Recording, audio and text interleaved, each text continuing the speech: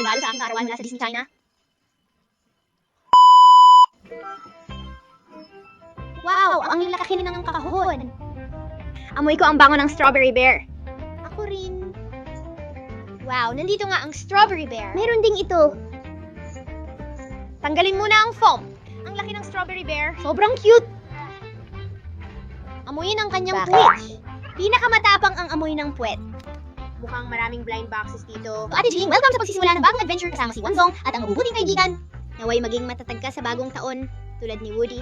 Maging matapang tulad ni Buzz Lightyear at laging makatagpo ng mga sorpresa sa iyong paglaki. Maligayang kaarawan mula sa iyong kaibigan Disney China. May damit din. Tingnan natin si Woody at Buzz Lightyear.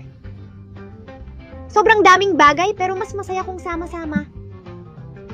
Itong damit para kay Papa at itong keychain para kay Mama. Ako naman, gusto ko ng baraha at youth badge. Puzzle at blind box para kay Woody.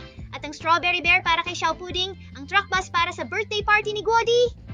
At ang iba, ibigay ko sa inyo, ito ang ibibigay ko sa Shanghai Heartfelt Wish Party X number. Hindi na ako magiging guest. Gusto kong maging X number. Sino kaya ang magiging siya? Malalaman natin mamaya.